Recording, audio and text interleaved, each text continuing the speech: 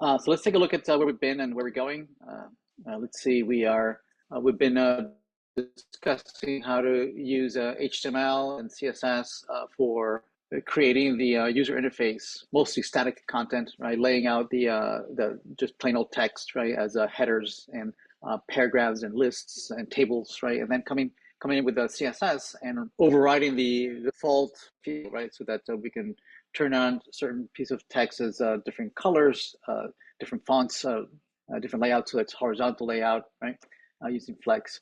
And then the last week we discussed using JavaScript, right, as the web's programming language, right, where we can control the browser, we can interact with users, we can draw on the screen by manipulating the DOM, right, the document object model, and by manipulating the data structure, we are effectively drawing on the screen, right?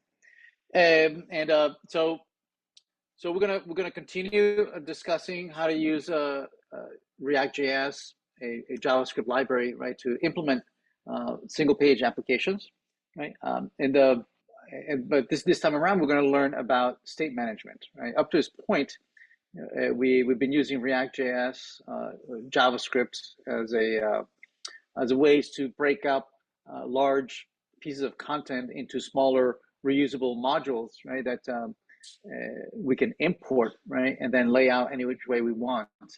And mostly they've been used to transform data structures, right, into a equivalent user interface, right? We have been creating several JSON files that contain courses, assignments, modules, right? And then what React.js is basically a function that computes, uses an algorithm to transform those data structures into an equivalent user interface, right? So today we're going to expand on that, right? Right now, all that data is static, right? It doesn't change over time. It's always the same courses, the same modules, the same data structures, the same arrays and objects and whatnot, right? So we're going to learn today is what happens when users start interacting with this data, right? Filling out forms, posting new content, removing, updating. So basically, we want to learn how to build CRUD, right? Operations, create, be able to create, to read, to update and delete data, right? As the user interacts with the application, as they type and drag and click around with the user interface, right? Usually what will happen is that the user is modifying, right, through their events, through their actions. They would modify the state of the application, right? All those data structures, the values would change over time, and with those changes, those state changes, well, the user interface would have to modify itself, and would need to be updated, right, to reflect, right, a feedback, right, to the user that yes, your changes are taking effect, right? Something is happening, and if you delete something, we need to remove it from the user interface, right?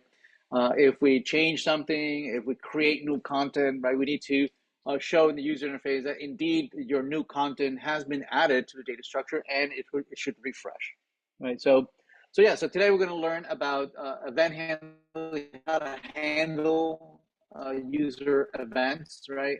Typing and clicking and whatnot, right? And then we're going to understand how is it that we can change the state of the application based on those actions, right? And how that reflects into the user interface, as a feedback to the user. Okay, so that's the plan for today. Also, I'm going to introduce assignment 4, right? That's going to give us a chance to practice user events, right? How to handle different user actions and how to maintain state and how that can be shared across the entire application. So anyway, that's the plan. All right. Yeah. So let's discuss state management.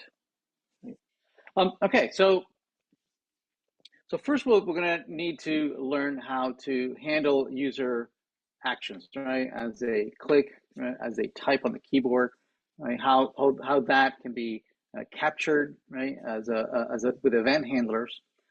Also for as you're filling out a form, right? All those input fields, right? You know, text areas, checkboxes, and whatnot, right? They are going to change state, right, as you type content and whatnot. So how to handle that? So for that, we're going to learn, how to uh, create click event handlers, right, for handling the simplest of events, and also how to handle, keystrokes, right, as you are interacting with the keyboard in an input field or text area. We need to accumulate, right, all those changes, all those keystrokes, right, into a string, right, that of whatever it is that you're typing, right. So let's go through several exercises, right, so that we have a chance to start practicing those skills, right. So first of all, we're going to create a lab 4 component where we're going to get a chance to practice these skills. And again, at the end, like all my assignments, at the end of each one of these labs, right, they're followed up with a um, you know, implementing the Canvas application, right? That gives you a chance to practice all those skills, but building something, right? That we've been building throughout the semester, right? We're inspired on the Canvas application. We're building a clone of that, where we're learning how someone would go about implementing the Canvas application, right? So anyway, so let's first make sure we are in the right project here. So let's see, yeah. So we're in the for this semester, right? And let's make sure that we're in the right branch. Right. So we're branch A3 for the assignment 3 that we just finished. So let's create a let's run it first. Let's see where we are. And we should be able to see it here. Labs, right? So the latest one is learning about JavaScript, arrays, objects, right? So let's add to this. Let's create another separate a branch, right, where we're going to be doing all the work for the 4th assignment, right? So we're going to do git checkout -b A4. So now we're on branch A4. Oh, looks like I had some work here I had not committed for A3. So let me go back to A3. Let me make sure that, yeah, all this is the work that we did last week. So I'm going to commit that. So this was A3. I'm going to commit it. And then let's go back to A4. Okay, so now that we're in A4, we can continue. We'll create a component where we can practice these skills. Under the labs, we'll create a lab 4. So this will be lab 4. And we'll do an index.tsx, right? And we'll create let's start this. Start, we'll close that. And in here, we'll do export, right? We'll say export default function lab 4. And we'll do lab 4, just lab 4. And then add this to the table of content, right? And also to our labs. We'll create a route for this, right? This will be lab 4. This will be lab 4, so we can navigate there, right? And we'll add it to the table of content, right? So that let's see, this is lab 3, and we'll just create lab 4 here. Make this a little smaller. This is a little smaller. Doesn't have to be that big. Lab 3. We'll do lab 4 here. And this one will highlight if we navigate there. There we go, lab 4. So we click on lab 4. It didn't work. Wait, what? Oh, lab 4. There we go. Okay, so this is where we're going to do all our work. All right? Okay. All right, so let's learn a little bit about this, right? So lab 4, let's close everything, close others. So first, let's take a look at some of the things that we can do, some of the really simple event handling. So let's create a component where we can practice that. So we'll call it click event, and in click event, let's paste that, and let's go over it together. So here we have two generic events, functions, the hello functions and life is good function, right? Now these are being defined using the new syntax, the arrow syntax, but they don't have to be. Let's maybe declare one of them using the regular function legacy function syntax. So let's re-implement this like this. Right, so it doesn't really matter. Both of them can be event handlers, right? They can both be invoked if an event occurs, right? And they can be defined anywhere. They could be defined, outside of the function of our component. Here's our component, click event component, and these functions could be in here, or they could also be declared inside of the component itself, right? It depends, right? If this is a function that is meant to be used only inside of the component, or is going to be shared among several other components, right? If they are shared, then the best is to declare them outside, right? And then maybe export them. We can export, right? If these are intended to be used elsewhere, okay? Not necessarily, but if nobody's going to use them, perhaps inside of the component might be better. Especially if they're trivial, right? They're like small little throwaway functions. Then just including it inside of the parent component might be a better idea. Then we have a couple buttons, right? Let's import this into the lab 4, so we can see it render on the screen. So this will be the click event. There we go. There we go. So we have a couple buttons. We have 3 buttons just to illustrate, various use cases. Right. So first we have this this example here, this exercise here. We have a button, right, and we are declaring the on-click event handler, right, and this on-click event handler, the value is the name of a function to be invoked, which is this one, right? Meaning that if you click on this button, right, it will invoke that function hello, right? So if I click on it, notice that it pops up, says hello world in an alert box, okay, and then you can dismiss that. Now you don't have to have the button be clickable. Anything can be clickable, right? Even this header could be clickable. You can declare on click on any element, right? Typically you declare it on a button, but it doesn't have to be on a button. It could be a header, a paragraph, a div, anything, right? So for instance, I can also declare that on this header, right? And you can have multiple elements call the same function. That's totally fine. So for instance, now if I click on the header, I also invoke the hello world. Everybody okay? All right. So this syntax, careful. This syntax should never be using the parentheses like this, right? I'm not going to save that. If I do that, it's going to create an infinite loop, right? So I'm not going to save that. Careful. And the reason is that the function, right, is going to cause a state change, right, in the component, and and a state change will cause the component to re-render, and the re-rendering means that function is going to be invoked again, right? You get a state change, which is going to cause the component to render again, right? So you're going to end up with a loop, infinite loop. So you'll have to kill the browser, right? You'll get an error saying the number of recursive steps have overflowed, blah blah blah, whatever.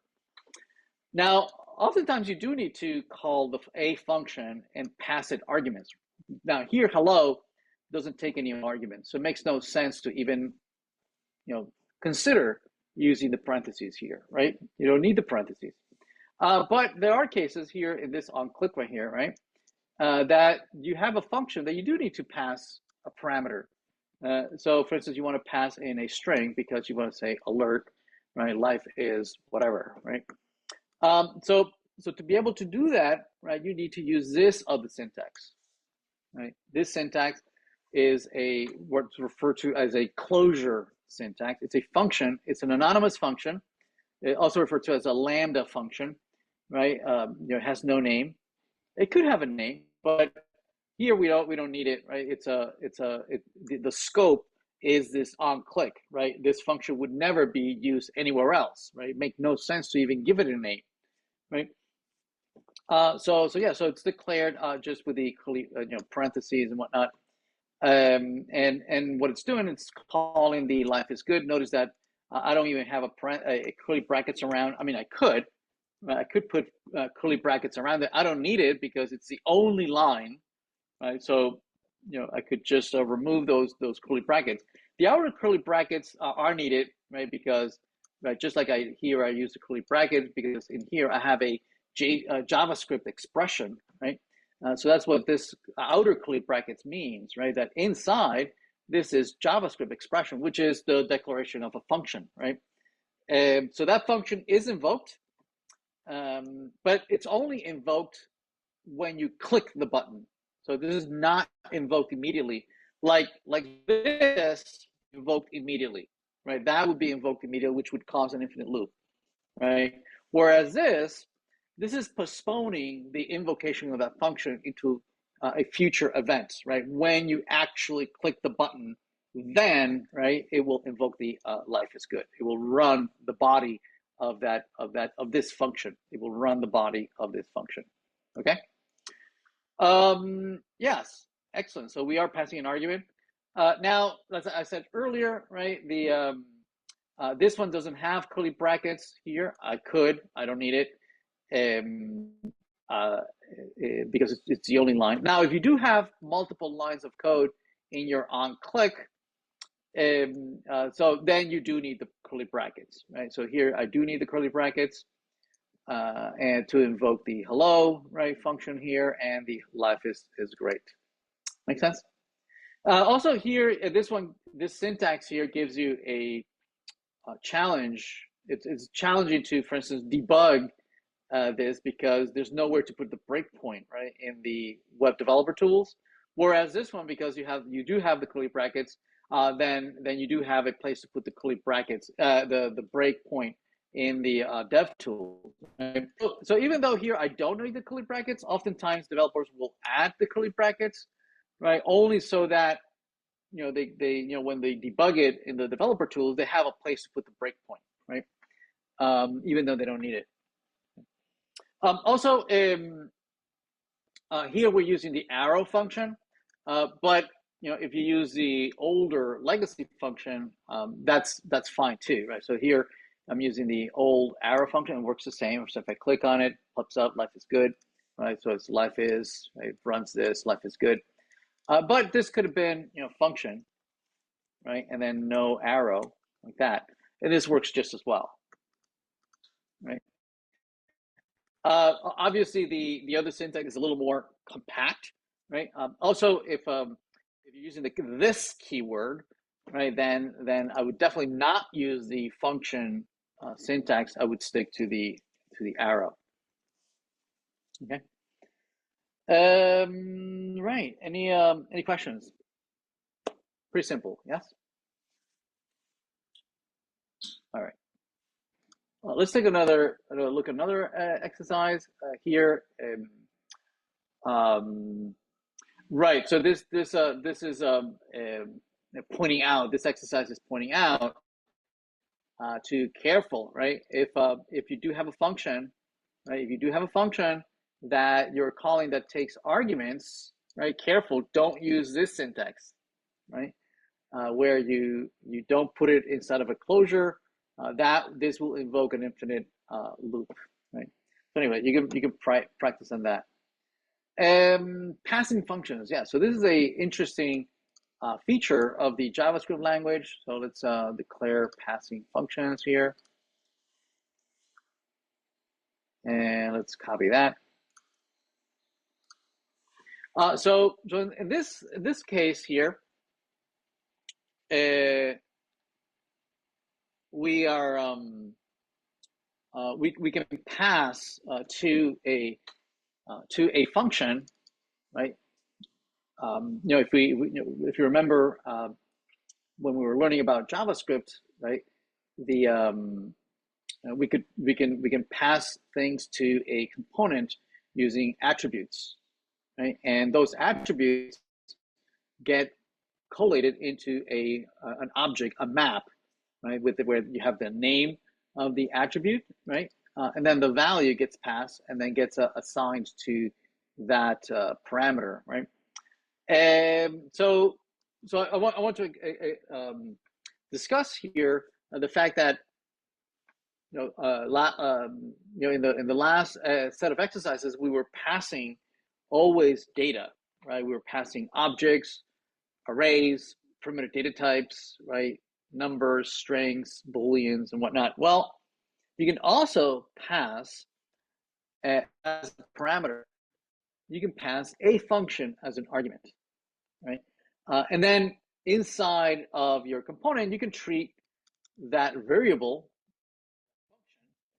wherever you would use a function. You could use all the syntax that you would expect on a function.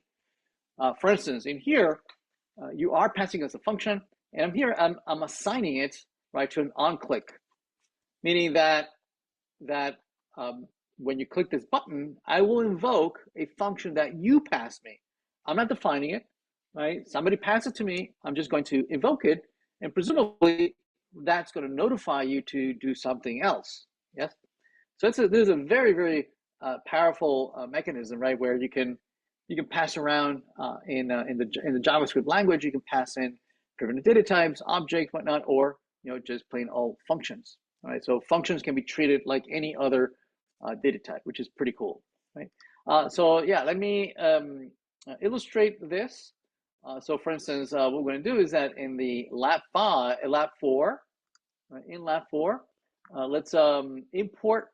No, the lab 4. Let's import that component that we just implemented. Passing functions. There it is, right? So if we have here passing functions, notice that it's complaining, saying, "Hey, you said that you were going to pass me a function. You didn't pass me any functions, right?" And the function is called the function, meaning there's an attribute here that's the function, and it's expecting me to pass it a function, right? So let's declare a function, and the example that they give here is say hello, just a little function declared here or anywhere, right? We can pass it along. So here we can pass a reference to it, like that. So now we have the invoke the function. Let me put a class container. There we go. So notice that we're passing the say hello function that does an alert. And what is the passing function going to do? Well, with that function, well, it's tied to the onClick. So if I click this button, it would invoke that function that says hello, right? Pretty cool, right? So yeah, so you can pass around functions just like any other data type. You do have to declare since we are using TypeScript, right, not pure JavaScript, you do need to declare the data type of that function. And so we're saying that this variable, this parameter that you're passing is of type function, and it doesn't return anything, right?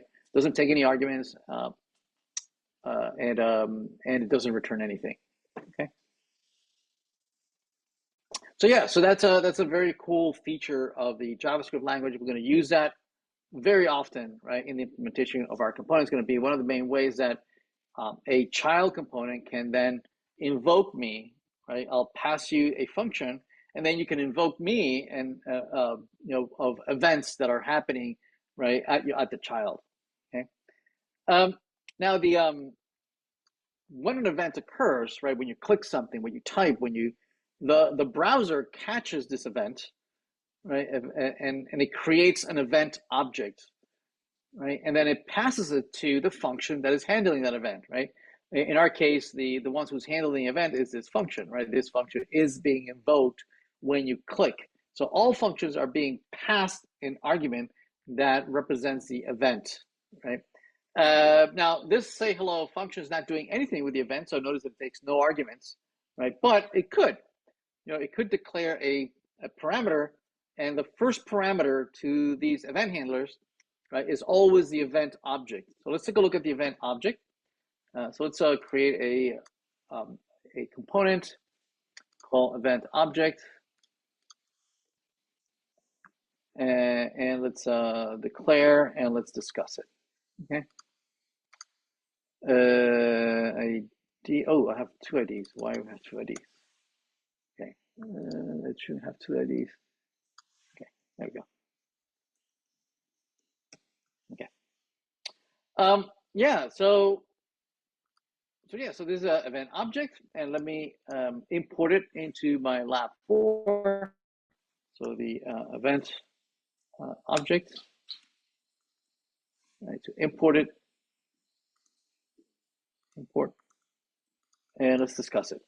All right, so the event object has a button, right? And what it's going to do is that it's going to, on click, it is going to call these handle click, right? And notice that our prior examples, they were implemented with no argument here on the on click, right?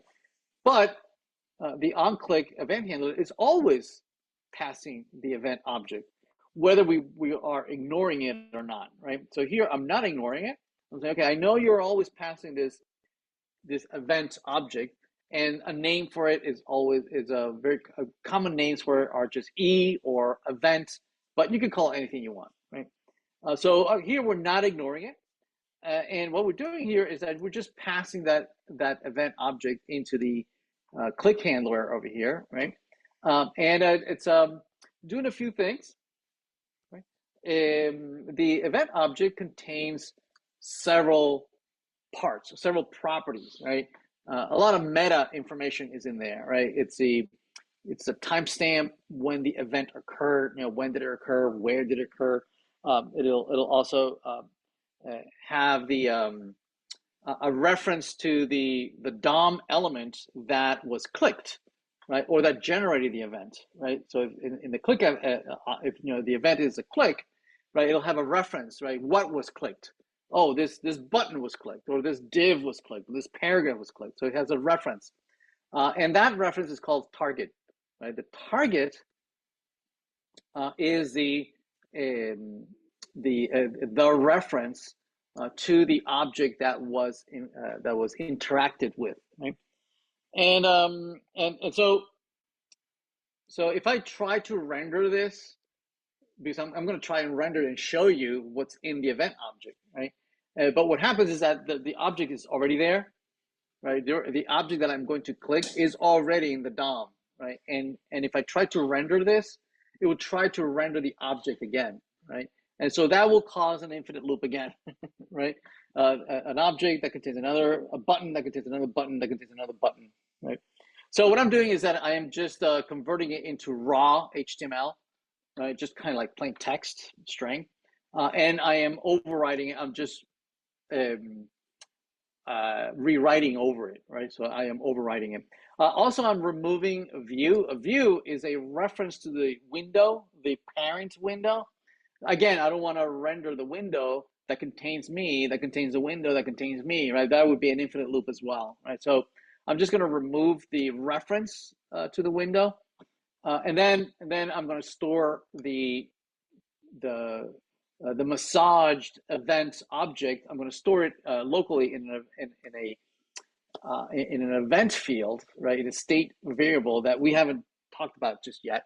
I'm setting the value here, right? And then I'm causing it to render. I'm stringifying the object so you can see what's in there, right? So let me show you. Right now is null because it's initialized to null.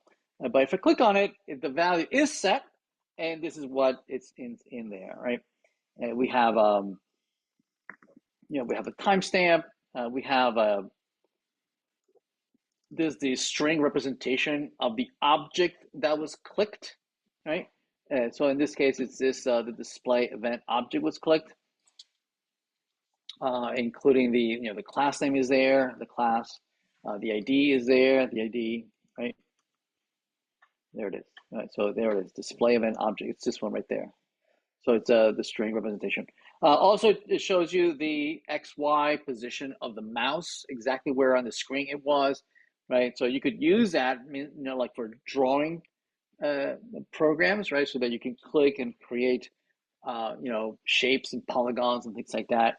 Also, it has information about the keys, the keyboard keys, like if you have any of the meta keys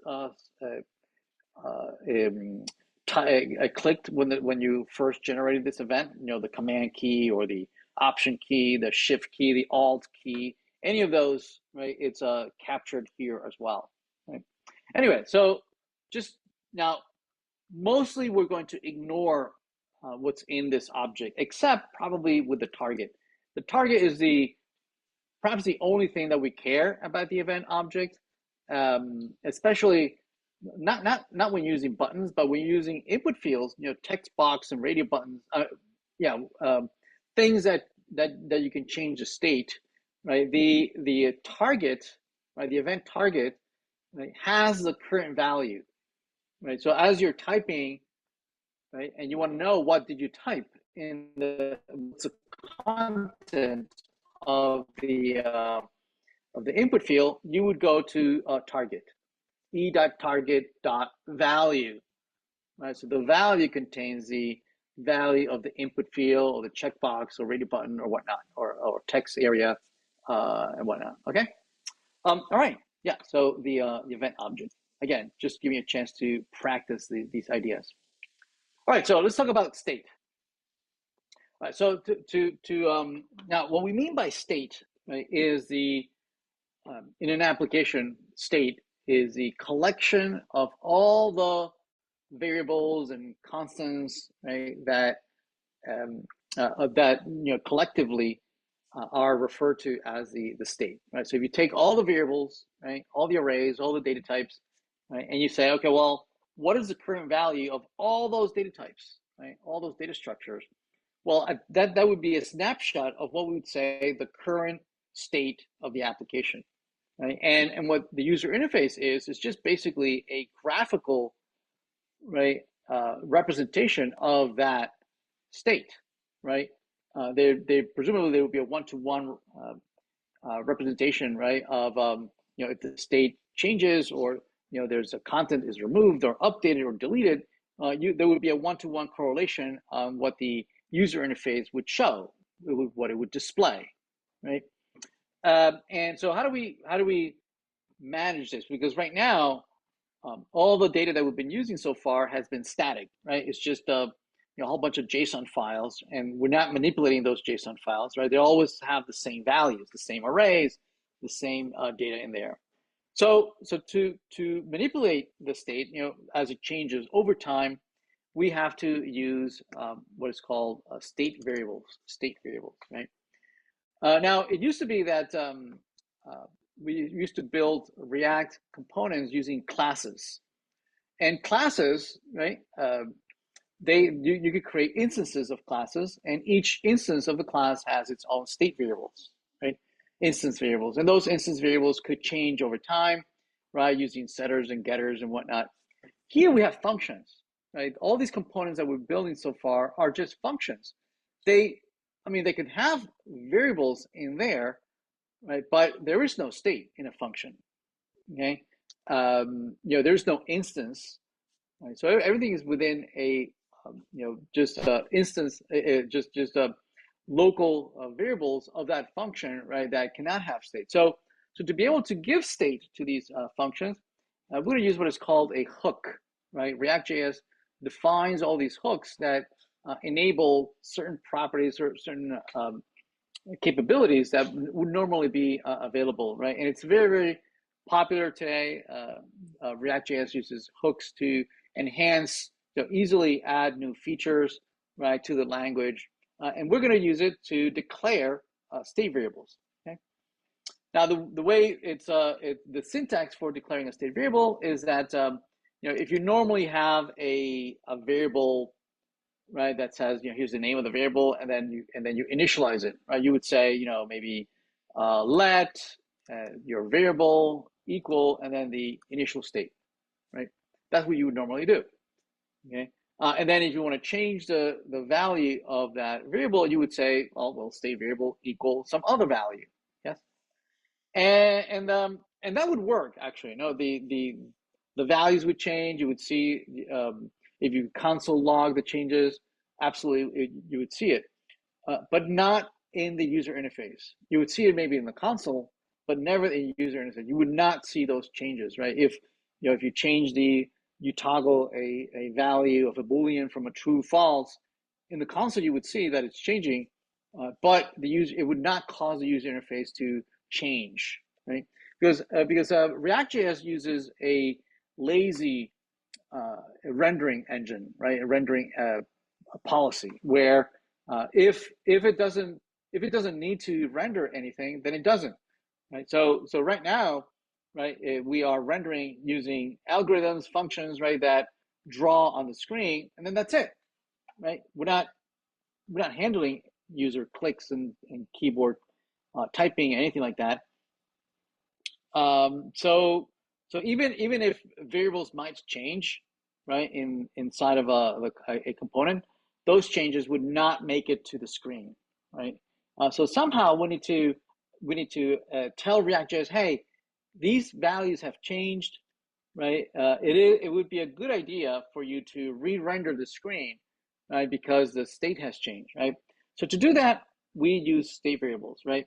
What we do is that we declare these state variables, we give it an initial value with useState, right? And then we modify the value of those variables using this mutator, right? This mutator. So this is called, if this is state variable, this would be set state variable.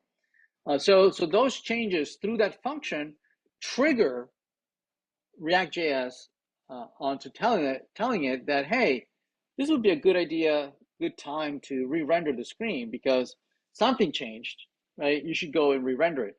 And so these changes are not ignored. Well, unless the state doesn't actually change. You set a value that was true, you set it again to true, right? And so it doesn't change. And so the user interface would not render, right? So let me give you some examples of this in action, right? So let's start with something trivial, maybe as just a simple integer variable, right? We'll show you first how, why we need it, right? In the case of, for instance, let's not use it first. Let's not use the hook first and see that we will see the changes of the variables in the console, but it will not trigger a re-rendering of the screen, right? So let's create a little counter. Let's create a counter component here, counter, and let's paste the content of our counter, and let's discuss this real quick. So here we have a simple counter component that has a local variable that says count is 7. Let's add it to our lab so we can see it. So here's counter.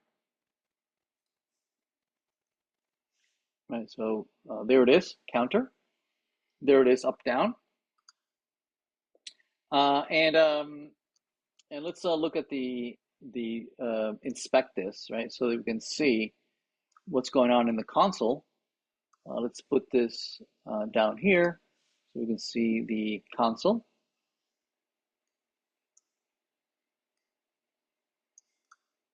All right, so notice that if I refresh, right, it displays the value of line 4, right, of our counter. Here, when we console out the count, it says that is 4.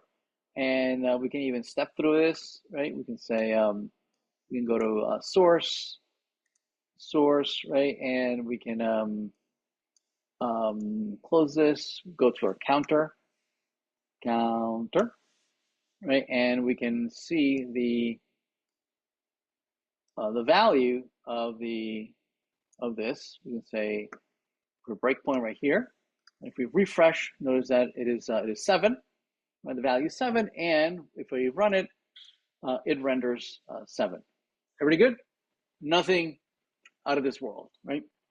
Okay, so what happens when you have these buttons, right, that are manipulating the value of count, where now count is going to change over time, right? So notice that this one has an on click, and it increments the count by 1, right? Plus plus. And then we print out the value of count right away, right? And this other button, right, is down, and then it decrements the value of count by 1, and it just renders it. So let's take a look at the console, what happens. Right, so console, if I say up, notice that the value, right, aligned to, oh, okay, we don't see, that is being printed here, it went up by 8, right? So print again, says 9, 10. So the value of count a variable is changing correctly, but notice that the component, the user interface, has not modified at all. It's still rendering the old value of the counter, right? Same thing if I go down, right? We see that indeed the value is changing over time, but is not causing the user interface to update, right?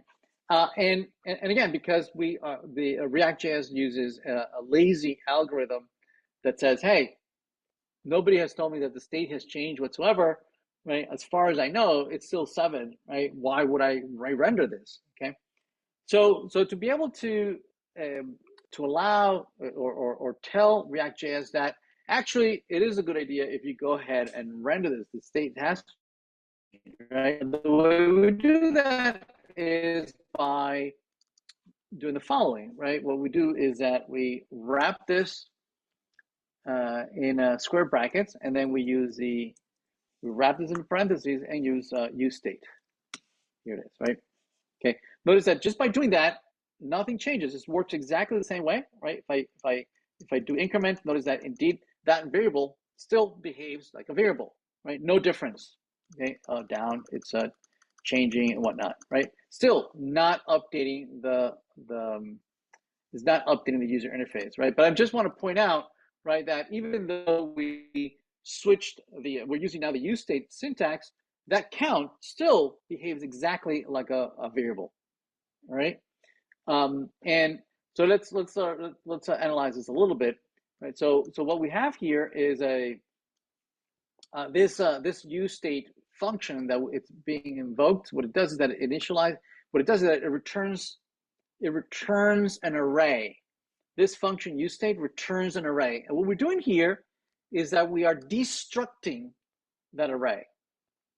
See that? We're destructing the array that is coming back from the useState hook, right? And the first element of the array, we are assigning it to a local variable called count, right? So whatever the first thing you're sending in that array, we're taking that and assigning it to count, right? And then count is just like any other variable, and we are just displaying it, manipulating it like any other variable, okay? So no difference there. So what is important here is that the useState, not only does it return the variable that with the current value and whatnot, right? But also returns another function here. It returns a function called, well, you can give it a name, right? Now this function, it could be any name. Now the convention, right, is that this is treated like a mutator, right? So you use the set and then the name of the variable that you are modifying, right? So this function is used to modify, to mutate, right, the variable that instead of using direct manipulation of the variable, we should stop doing that and instead, right, start using the set count, right? So for instance, in here would be set count plus 1, whatever the count was, I'm going to increment it by 1, right? And this will cause, right, the re-rendering of the component, right? This is telling the rendering engine, hey, rendering engine, something changed. You should take a look at this, right? Go ahead and re-render. It's a good time for you to re-render. So let's take a look at it. So for instance, if I now refresh, right, and I say go up, notice that indeed now it is going up and it is re-rendering the screen, right? And notice that it's updating. So if I could go up, right, it's updating. I'm constantly logging it, but also user interface. Notice down is still not working, right? Notice that the value is changing correctly, but it's not causing the user interface to re-render because we still are using the local direct manipulation of the variable. instead of using correctly the setter, right? So again, let's not do that. Instead, let's call set count -1, right? So now, indeed, if I go down, indeed, it will not only render in the console correctly, but also the user interface is being updated and re-rendered. Everybody good? Right? Yeah, so we call these state variables, right? So now we say count is a state variable, right? And we to mutate it, we always use these functions, all right? So now I have a several set of exercises where I go through and illustrate and demonstrate, right? Working with various data types, various state variable data types, right? For instance, Boolean, right? How to work with Boolean. So let's do just a couple of these, right? So let's do a Boolean state variable. Let's declare it here, where we copy this and paste it. And then in our lab 4, we'll bring it in. So this is a Boolean state variable, like that, which I'm controlling it with a checkbox. So let's just review this real quick. So we have a header, right? Boolean state variable. Then here I'm using this state variable. This is the declaration of the state variable called done, and then the naming convention is that you have a set done, right? Although these names are arbitrary. This could be XYZ, and this could be RST, whatever, ABC. Doesn't matter, right? You would still use them, right, for their role, right? The first one is holding the current value of the variable, whereas this one is a function that you would use to invoke a change on that state variable. But again, in my quizzes, you can expect that this is A and this is B, okay? And this would totally work the same, right? So anyway, I'm using the state variable that is a Boolean, and if it's true, I render done. If it's not true, I render not done. So this is done over here, so that, and then I control that Boolean state variable with this input field, right? This checkbox that it's initialized to be either checked or not, right, depending on the true or false of the done, right? And then as I click on it, right, I cause a change in state of the checkbox, and then I update my state variable, saying that, okay, well, done is just going to toggle, right? So that if it was done, then it becomes not done. If it was not done, then it becomes done, right? So true becomes false, false becomes true, right? We're using the not operator, right? And then I use the Boolean variable to drive the user interface, right? I either render done or not, and then I either render or not, right? This div that shows that yay, you are done, right? So if I click on it, it changes this label over here, but it also hides or shows the alert box at the bottom. Okay, make sense? All right. Again, just a small little scale on how is it that you would work with Boolean state variables, right? Let's do a couple more. So here we have the string state variable, right? So let's create a component out of that, right? And let's copy this. And so the prior example was a Boolean state variable. This one is a string state variable. So now first statement is tied to initial value of a string John, right? And I can change the first name by calling set first name. And the way we use it is by to change the value is that at every single keystroke, right, we accumulate the changes, right, in the first name variable, right, by calling repeatedly, right, set first name, at every keystroke, right. We update and say, oh, we look at the event's target, which is the input field, right, and we say, hey, input field, what's your latest value? And at each keystroke, right, we update the state so that next time and then also we update the value, right?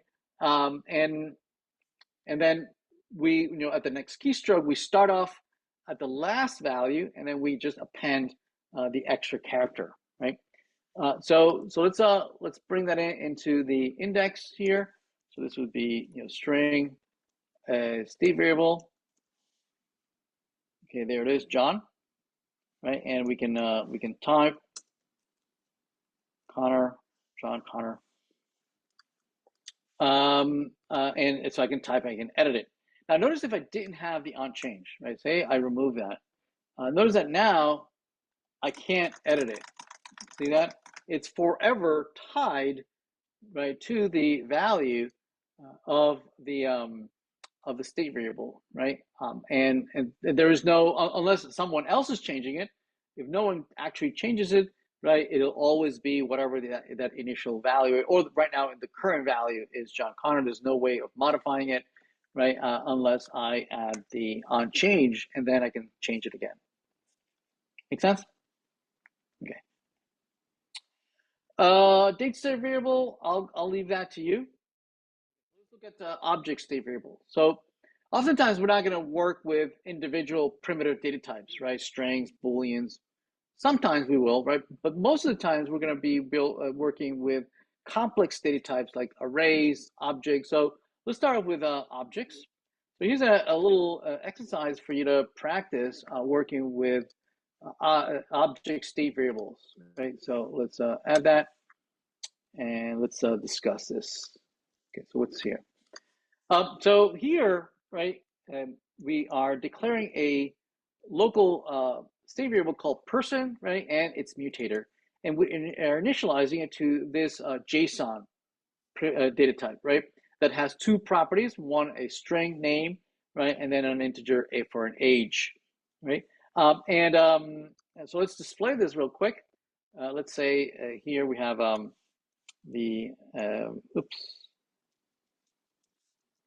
objects state variable. There it is. So it's rendered right here. So it renders Peter and John, Peter and the age, right? So that's the JSON stringify, that one right there. And then we have two input fields. One that allows us to modify the person's name, right, and the other one to modify the age, right? So how do we do that individually? So for instance, I can change Peter. Peter Thiel or something, I don't know. And as I am manipulating that particular field, you'll notice that it's updating the name. So how do we do that? So we do that by calling setPerson at each keystroke. Now we use the mutator to manipulate individual fields, right? Primitive data types. Whereas here we're manipulating the JSON object itself, right? We're saying replace your JSON object with a new version of that JSON object that has a copy of the old version of the person, right? Meaning copy over all the fields. So the old name, the old age, but override this specific field name, change it to be something else. See that? So this allows us to, change individual properties in a JSON object, right? Without having to have maybe a dedicated function call, update first name or update age, right? It could be just always the same setter, the single mutator that can be used to update any one of the fields, individual fields, right? By, first copying over. So notice that this outer curly bracket, see that? So this outer curly bracket means that I'm building a brand new object, right? That is going to have most of the fields from the old object, but I am going to override a single property name. Here for the age, I'm doing the same thing, right? As I type the age here, right? 27, right? Notice that it changed right away. And basically I am creating a brand new object, right? I am copying over the old object, right, which will have most of the fields. and I am overriding a single property by parsing the value, right? Because all input fields, they generate strings, right? So we need to convert it into an integer, right, before sending it, right, because it's declared as an integer, right? So we have to stick to the correct data type and format and whatnot, right? Make sense? Very good. All right, so let's play around with something a little more complex, right? So let's play around with array state variables, right? Again, we're practicing, ever more increasing complex ideas, right? So let's take an array state variable. Let's create a component, right? And let's copy that, and let's discuss this, right? So let me also include it in my lab 4 array state variable. And so here's it's like a little array where I can click new items, random elements to the array. They're being appended at the end, right? And then I can just randomly just remove elements from the array, right? So let's see how that's implemented. So here, same thing. I'm creating a state variable called array. You can call whatever you want, right? And then a mutator that's going to allow me to manipulate the array to create a brand new version of that array, right? And I'm using useState to initialize that state variable to be 1 through 5 or whatever, right? Let's refresh this. And then I'm also adding 2 functions. One that allows me to add or append an element to the array, and the other one that allows me to delete, right, a particular element in the array, right? So to be able to add, right, basically it consists of creating a new version of the array, creating a brand new version of the array, copy, right, the old elements of the array, right, at the beginning of this brand new array, right, and then putting a comma because is going to have a brand new element at the end of the array. I'm appending an element of the array at the end, which is going to be a random value, right, between 0 and 100, right? So and then I'm going to create a button, an on-click, that by clicking, right, the add element is going to call my add element. It's just going to append, right, at the end of the array, right? And again, as the array, the state changes, right, this will cause the user interface React.js to cause a re-rendering of the component, which is basically reiterating over the array, right, and redisplaying all the items in the array, right, with a delete button next to each one. Okay, everybody good? Okay. So what about delete? So delete is expecting an index, right, of the element in the array that I want to remove, right? So remove element number 3 or remove element number 20, right? And the way we delete it is by creating a new array that is missing the element that we are deleting, right? So here's the array we are filtering. Remember, filter computes a brand new array from an old array, computes a brand new array that has presumably less elements than the original array, right? It will only keep the elements for which this predicate is true. Right? So notice that I'm iterating over each one element of the array, right? And it's checking. So here's, as it's iterating, right, it's calling this function, looking to see if this returns true or false, right? So that function you can pass, it takes 2 arguments, that function. As you're iterating over elements in the array, this function gets passed each item, right? So it would be passed 1, 2, 3, 4, 5. So it would be passed every element in the array, plus the ones that you might add here randomly. Right? All those elements are being passed into this filter. So those are the items. The second argument that we haven't used at all before, right, that second parameter to this function is the index. Like, where are we? As we're iterating, which element is this? Is this the 30th element? Not the value, right? Item here is the value, but this is the index. Where am I? What position am I in the array? Right. So this is 0, 1, 2, 3. Right. So this returns true if the index that I'm in is not the index that I want to remove. Right. So this is the index. So let me rename this. This is the index to remove, right? And this is the index as iterating of the array. So let's let's rename this to be the index.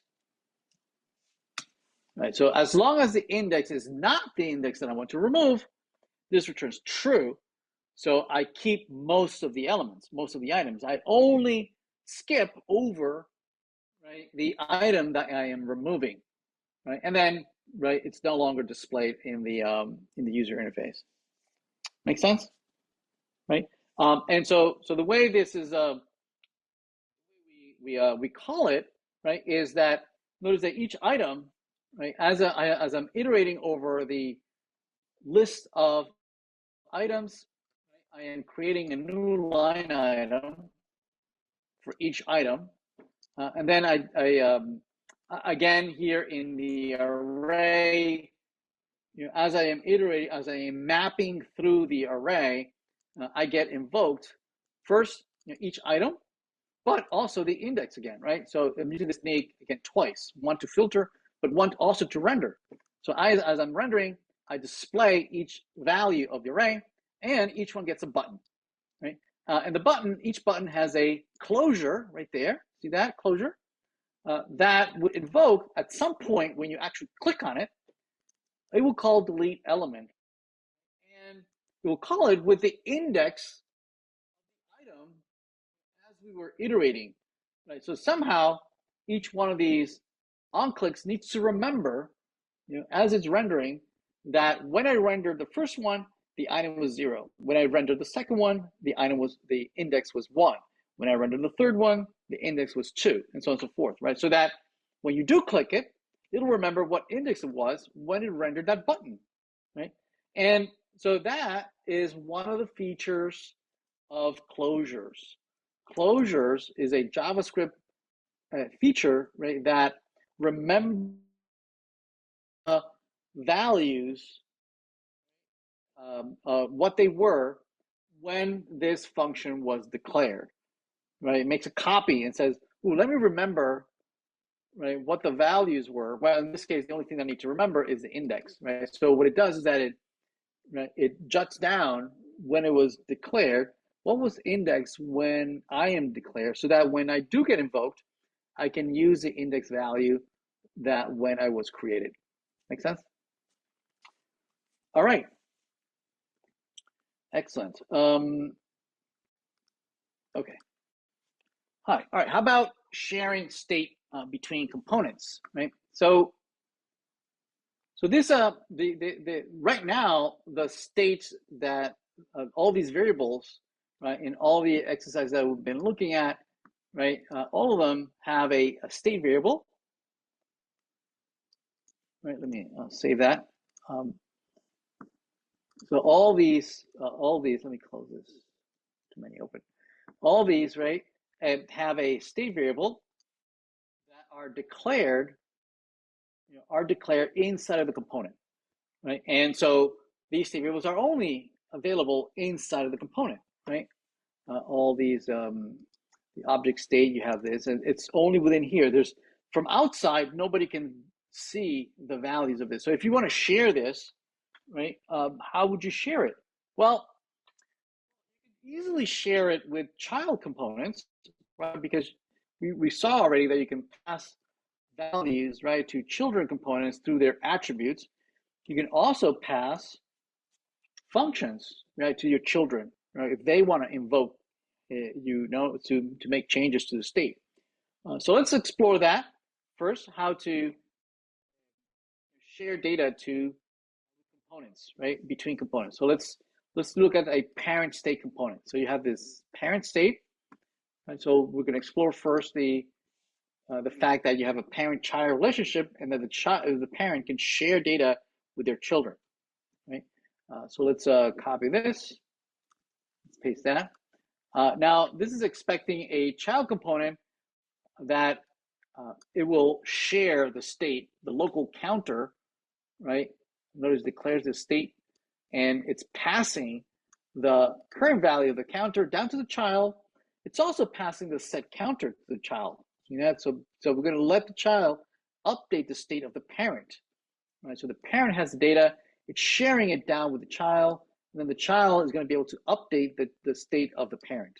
Okay, all right. So let's implement this child component. There it is. So let's copy this. New file, blah, blah. Okay, here's the child component. It's expecting that you pass it.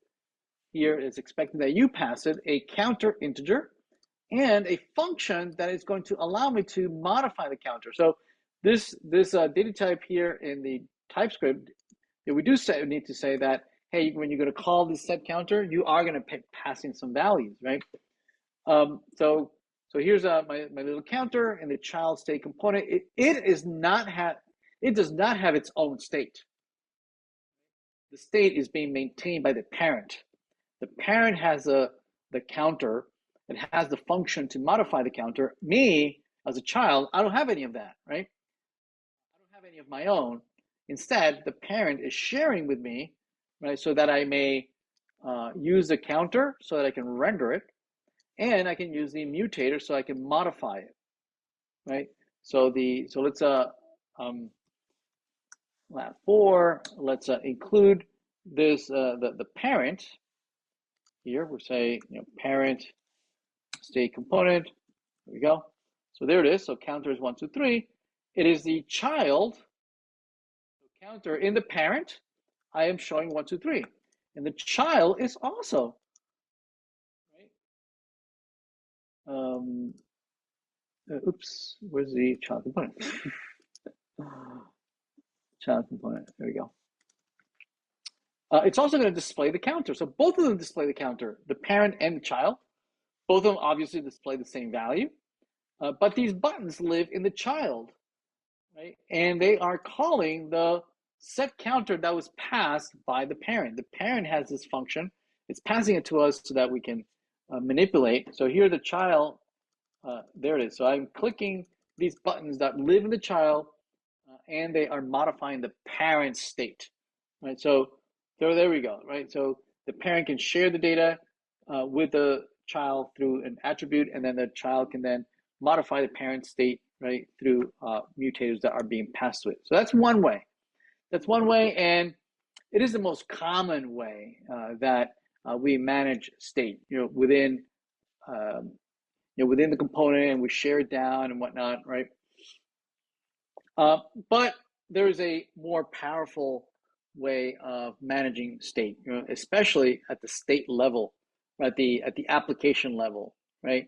Where you might have data that is declared or is meaningful across an entire application, right? Not only just within a small component, right?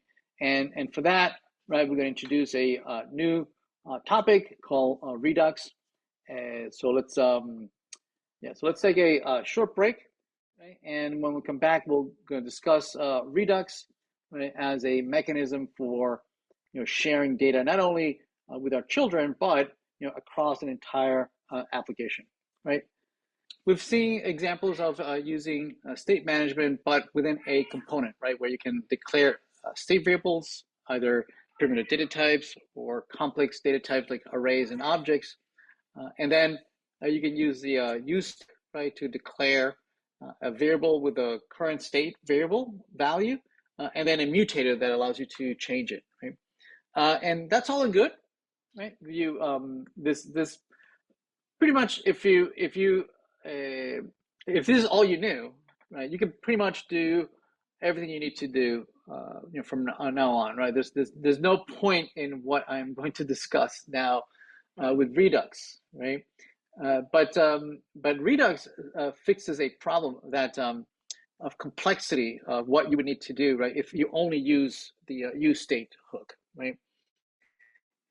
Is already shown here a little bit in the when you have a parent state, right, and then you have a child state, right, where the state is being maintained here in the parent, right, and then but is presumably being manipulated elsewhere, right, somewhere in a child or grandchild or maybe several layers down, right, from where the state exists. So the state happens here, right? It is being maintained up here at the parent state, but right, you're delegating the manipulation elsewhere, right? That value needs to be rendered elsewhere, maybe in some child state or several layers down, right? And then there might be some button in somewhere of these branches that you have to click to then go all the way up and populate and modify the state up in the parent. Okay, and so the complexity is that you would find yourself right passing these values and these functions down to the children, and then to the children's children, and then to the children's children's children, right, all the way down from the where the state is being maintained up here in the parent, all the way down a chain of multiple layers where actually the data is being rendered or where it's being manipulated, right? So this creates a dependency chain between all the components from the top all the way down to the bottom, or where the leaves with this being rendered, that creates a brittle source code, right? That and now you have a hard dependency between all of these because each one is passing right these attributes. So they're literally naming the attribute. Oftentimes, attributes that are being passed to them, they're not using it, right? They're just being passed down to their children. But they have to pass through me because I am, I am in the chain of parenthood, right? And so if you want to move the elements from the chain, now you can't because you have that dependency in between. You have to recreate that dependency. So it makes it harder to manipulate and refactor, right? And usually it's a bad practice, right, of creating dependencies in general. Nevertheless, right, nothing is stopping you from creating those dependencies and whatnot, and actually using uh, uh, this set of skills, right? This strategy. So we're going to try to avoid right using this technique for whenever you need to share state amongst multiple components, right? It's fine if you have the state is being declared here and you're using it right within the component, right? And you don't have to share anywhere else. So we often call this strategy component state, right? For managing the component's state, only the component state, right? You might share maybe with one child and maybe that's it, right? But it's not meant for capturing statewide or application-wide state, right? So I like to make the distinction of state that makes sense to be maintained at the component level. And there are things that are make more sense to keep it at the application wide, right? For instance, at the application state, you want to keep track maybe of the currently logged in user, right? Whoever is logged in. So that might be information that doesn't belong to any one component, right? It belongs to all the components, right? And you want to be able to access that information across multiple screens, across multiple components. That maybe in the shopping cart, right? I like to display who's currently logged in, so I can display their shop. Maybe in the checkout or in the billing screen, I need to know who is logged in because I need to know their shipping address, their billing address, right? Their credit cards or whatever. In the profile screen, I want to display who's logged in so they can change their profile information, their profile picture, right? All those things, their address, their emails. So yeah, so there might be multiple screens that are interested in this state data, right? That is worth knowing across the entire application, and not it doesn't belong to any one component. Make sense? So for that, we're going to avoid. I mean, we still could use this strategy, right? But it just makes it much harder to implement. So instead, we're going to use a different technique, right? And for this, we're going to use what is called Redux. Right? Redux is going to allow us to move the state, right? This state over here, and instead of making it, instead of declaring it and maintaining it in any one component, right? Then we're going to rip it out of here, right? And we're going to put it in a separate file, right? In a separate TypeScript file, and then we're going to create glues, right, that are going to allow anybody, right, to talk to that centralized state management component, right? And so people are going to be able to select, any element is going to be able to say, hey, who's currently logged in, right? Who's maintaining that state? Oh, you are, right? Tell me, right? And also, components are going to be able to manipulate the state as well. So they're going to be able to read, they're going to be able to update the state, right, without anyone owning the state, right?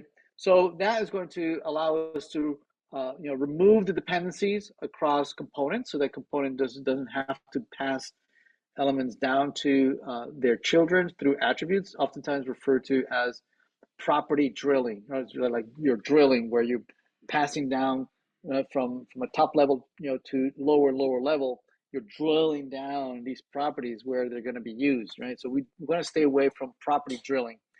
Instead, we're going to rip out the state, right? We're going to put it in a separate centralized component, and then make it available for everybody. All right, so let's take a look at that, right?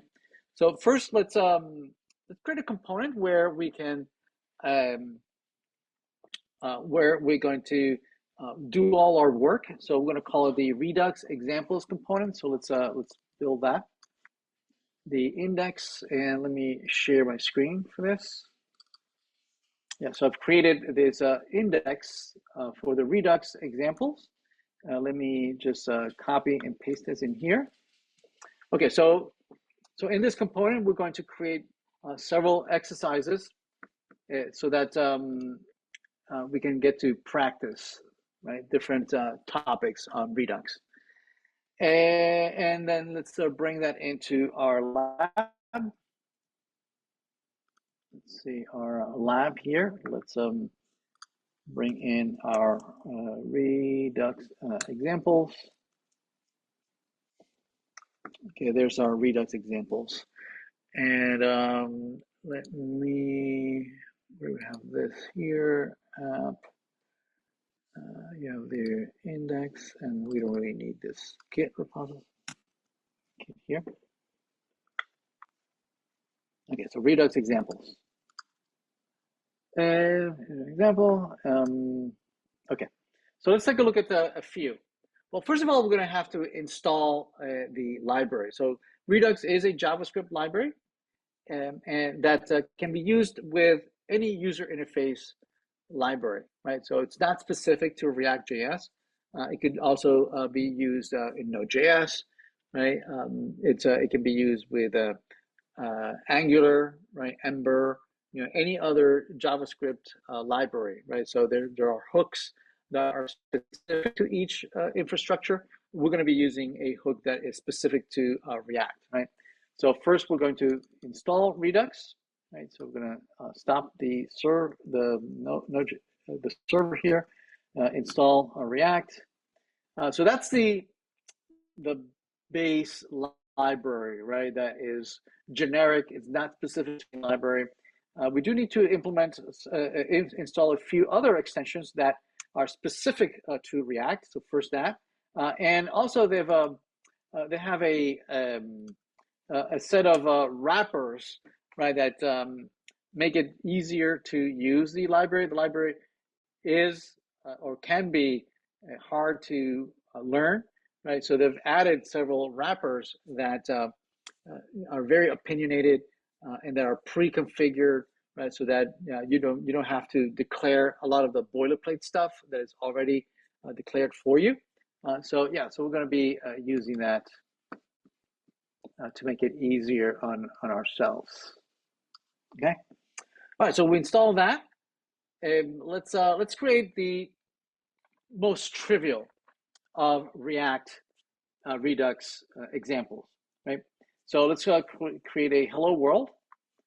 A hello Redux, right? Let's see in here. Let's create that. All right. So first of all, there is what is called a reducer. So the reducer is where the state is going to live, right?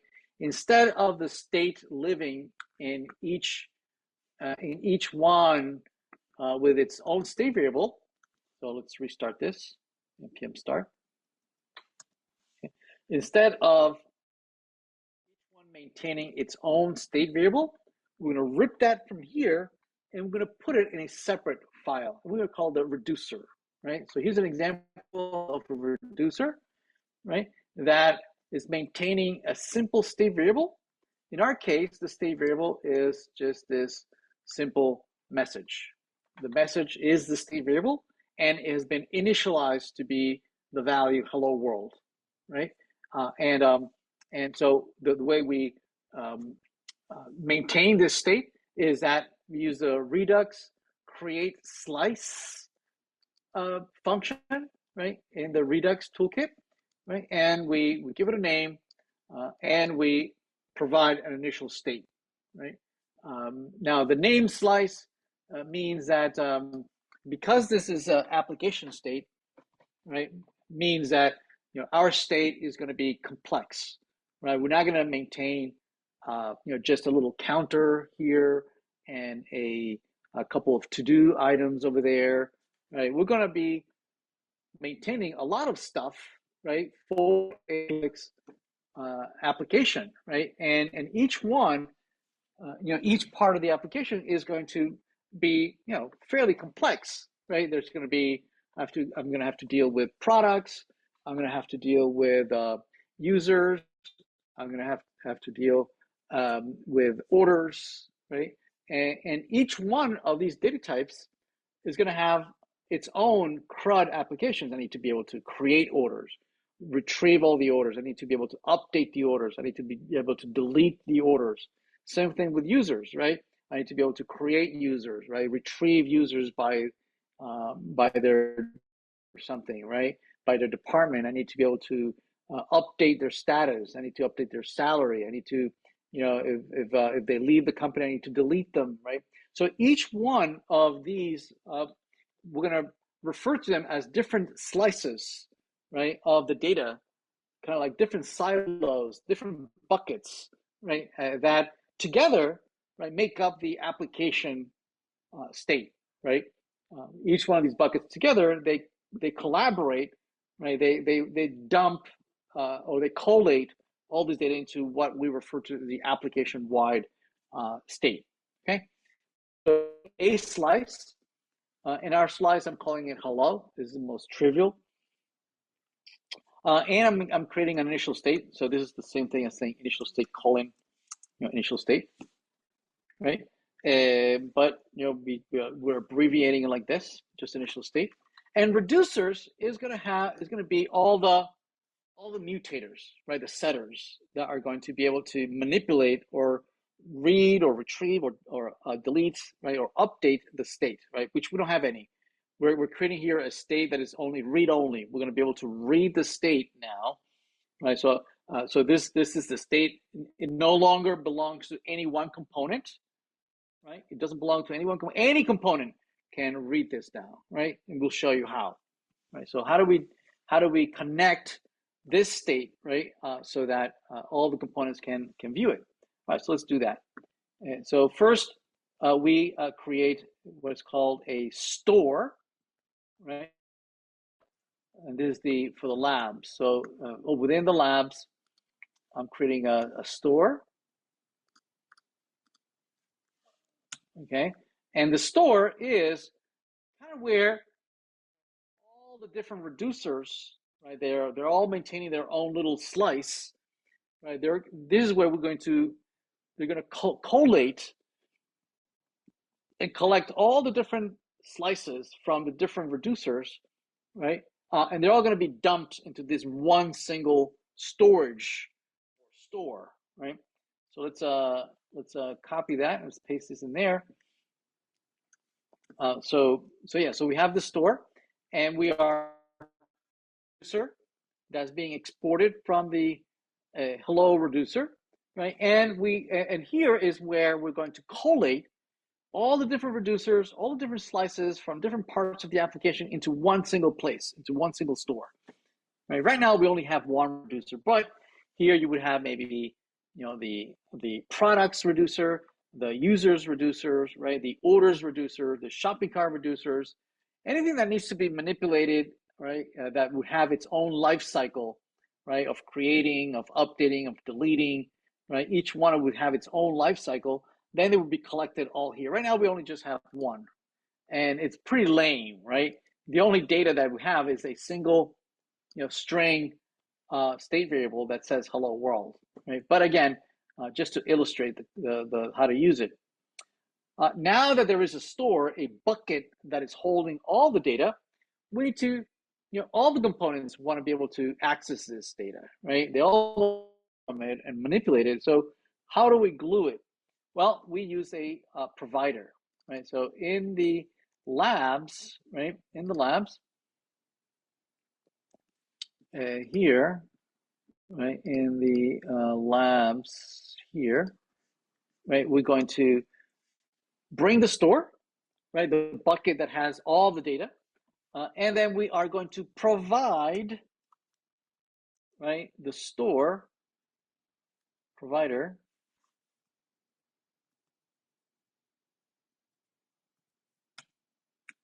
There we go. So this now makes available to anybody in here. All the components are now within this context, within the body of the provider, right, are going to be able to access. Lab 1 was going to be able to access the hello world. We thought we were doing it only for lab 4, but no, right? Because we wrapped all our labs, they are all going to have access to that data. Lab 1, lab 2, lab 3, not Canvas, right? See that Canvas is not part of this component list. See that? So Canvas would not be able to access that little hello world string, which is fine, right? You can choose what the context is, right, that is allowed to see the data or not, right? It's up to you architecturally, right? So now that I have that, lab 4, right, the hello world, any component inside of that, the body, right, is going to be able to access. So let's create a user interface that can access it. So here we have, so this would be the user interface part that wants to read the data, right? So in lab 4, in Redux example, so we're going to create index that. So here would be the user interface that wants to read the data, right? But it doesn't want to maintain its own data, right? Its own state. Maintaining it, I want to be able to read it so I can display it, right? But I'm not responsible for it, right? Someone else is. Kind of like the parent and child, right? The parent owns the state, but it was sharing it with the children. Well, here somebody is going to share it with them, right? So how? Well, right here, right? Any component inside of the provider, right? And all the children, all the branches under that, right, are going to be able to access that. And the way they do that is by using the selector. Use selector allows you to register and say, hey, I know, right, there's a reducer there, there's a slice, right, that has some information that I want to know, right? So I can declare a function, a callback function that says, pass me all that data. I'll pick out what I need, right? So here's the data that is being maintained in the store, gets passed to you, and it's broken up by the reducers. How many reducers you have? Right now we only have one, the hello reducer, which in there's a state variable called message, right? So here this returns this thing returns state, or the current state, right, of that reducer, that right now that initial state only has the message hello world, which here we are picking out. We're destructing the object, right, and we are extracting the message by its name. There it is, whose value is hello world, right? And so what are we doing with it? We're saying hello Redux message blah blah blah, right? And so let's include this little example in our Redux examples. So we have hello Redux. So hello Redux, there it is.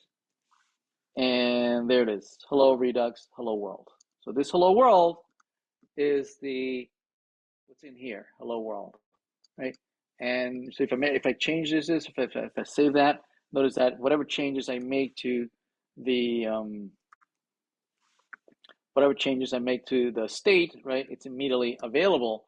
If I change, hello world, life is good. So I save that. Notice that immediately I see the changes right away in the user interface. So this is the state, right, and it's trickling into the store. Right, this makes it into the store. The store is being provided, right? The store is being provided to everyone, and anybody can, pick out what they need by selecting, right, the reducer and extracting the information that they want. Make sense? Right? So we have broken, right, the dependency between a component having to maintain its own state, right, and then sharing it, right? We no longer have to do that. Now the state is being owned by this global entity, right, that can now share it with anybody who wants to select the part that they need. Okay. All right. Excellent. Yeah. So let's look at an example a little more interesting. Let's rebuild, right, the counter we implemented earlier. Before we implemented the counter based on a state variable, right? We had a counter state variable, right? And then we can increment it, decrement it, right? And so let's try to implement that same use case, but using Redux, right? So let's implement a counter Redux in here, right? And so let's do, there it is. Here we have the reducer. Let's copy the reducer. And what we have here is just the only state that we have is the count, right? That has an initial value of 0, right? That's our initial state. We created a separate slice, right? So this is separate from our hello world reducer, right? Each one is independent. Each one has its own little namespace. The namespace for here is the counter, and it has initial value, state of the count equals 0. Now, in this case, we do have a couple of functions that can manipulate the state, right? And in our case, we want to be able to either increment or decrement the count. And the way we do that is by declaring functions that in the reducers, right, that in their arguments, they get the current state. Right? And we can compute the next state, right, based on the action that we're taking. So for instance, if we call increment, then we would update the count, right, to be whatever it used to be plus 1, or right, we would decrement it by whatever it used to be minus 1, right? And so whoever is selecting this to display the count would be notified that the state's change. You would extract or destruct the count from the state, right, reducer, right, and then obviously that would re-render. Okay. Yeah, so let's take a look at how we use this. Back in the store, we can import this. So this would be import counter reducer, right? And we would declare the counter reducer as being just one more of the buckets, right? One more of the slice. This store holds all the different slices, each one with its own independent namespace, so that you can manipulate each one independently, right? Each one with its own life cycle. But then you can extract which part you want, right? So in the back in the user interface, right, we would select the count. So let's do that. Let's go to create a user interface. We did that already. So here's our user interface. So next to the reducer, we're going to create the user interface for this. So the user interface, we're going to have this index TSX. And I'm going to copy that. I'm going to paste it in there. And what it does is that it's selecting from that counter reducer that it's in the store, right? It's extracting the count, right? And so that it can display it right there, right? So let's add it to our Redux examples, right? And it's called counter Redux. So this will be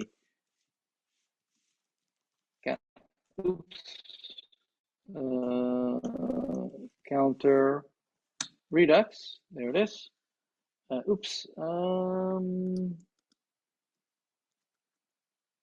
Counter reducer. Oh no, not the reducer. Sorry, counter Redux. No, not that one. Counter reducer. Reducer. There we go. No, not the reducer. The Redux. There we go. That one. Okay, there it is. So notice it's 0. And if we go back to the initial state, right, we can change that. We can say that the initial value is 1, 2, 3, right? And if I save that, notice that this would be 1, 2, 3, right? Because in the counter Redux, right, we're extracting that count, right, from the store, right, and we're just displaying it. Okay. Now we have a couple buttons that is going to invoke. We want to invoke those functions that we declare in the reducer. In the counter reducer, we declared increment and decrement, right? So we want to invoke them presumably when you click on the the increment and decrement functions buttons over here, right? So how do we do that? Well, first we export both of them, and then from the user interface we import them, right? So we import those two functions. We want to be able to invoke them, right? Now the thing is that unfortunately is not as trivial as just invoking the functions. Okay, so instead, right, here they are, right, increment and decrement, but notice that they're not being invoked directly, right? Instead, they are wrapped, right, by calling them inside of this dispatch. See that? This dispatch creates a meta object that gets passed into these functions, right? And so it's we need to call dispatch so that it will create this meta information for us, and then it will invoke each one of the functions: increment, decrement, blah blah blah, right? And increment, what it will do is that it will increment the count by 1. Decrement will decrement the state.count by 1, right? We will be notified of the new state here with the new count, right? And it'll re-render, right? So see, if I say increment, notice that indeed it is incrementing, and decrementing is indeed decrementing. Make sense? Right? So yeah, so we saw examples of reading data. This is the reading. We do use the selector, to extract data from the reducer, and then to modify data in the reducer, we dispatch these events. Imagine that these events are being dispatched, right, to a particular event handler that is going to handle that state transition. Okay, make sense? All right. Oops. All right. So let's take a look at a couple more examples, right? We're always adding a new twist to this, right? So notice that up to this point, right, we saw an example where in our hello world, we were just reading the message. That's it, right? This one, we saw an example where not only can we read the data from the reducer, but we can also manipulate the state, right, by calling these reducer functions so that they can change the state, right? And then we get notified and we render, right? A question in the chat. Can we write like use dispatch increment, or no, you need to instantiate dispatch and it's the same dispatch, right, that you use over and over. Yeah, no, the typical syntax is to first create the instance of the dispatch and then use that same instance everywhere else. Yep. Yep.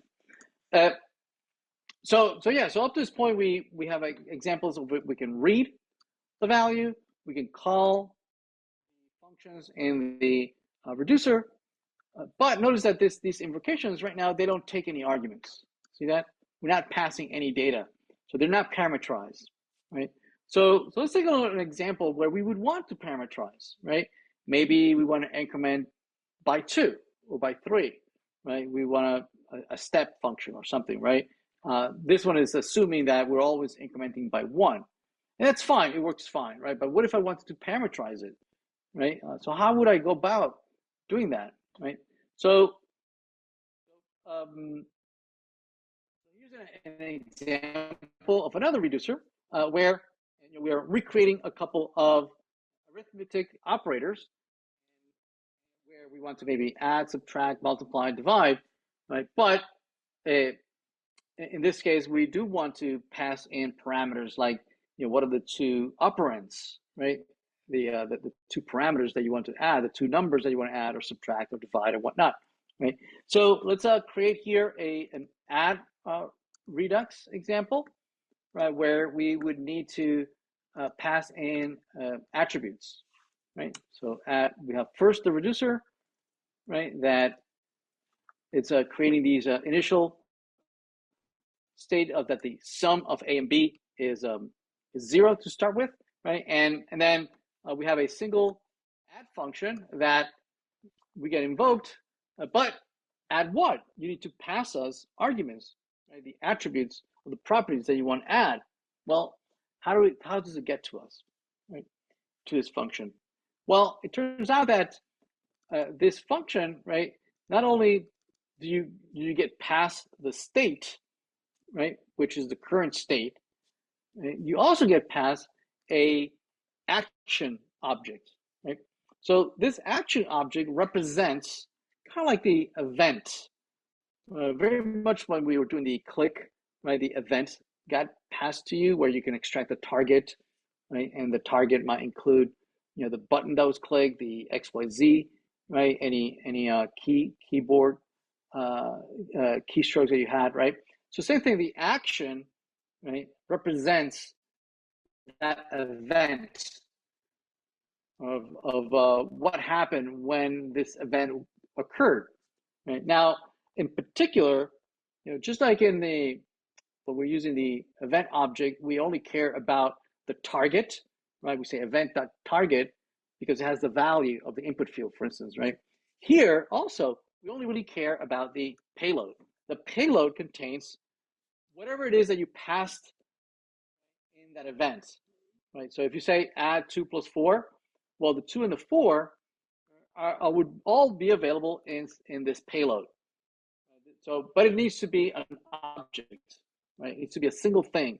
Now, this single thing could be a primitive data type, right? It could be an integer, a boolean, a string, or it could be an object. If you want to send me more than just one single value, well, then it needs to be an object, right? With two properties and the values of that, whatever. So here, in this case, payload, I'm expecting you to pass me an object that has properties A and B, right? And payload, right, is going to contain, right, whatever object that you're sending me, right? And I need to parse it out over here, okay?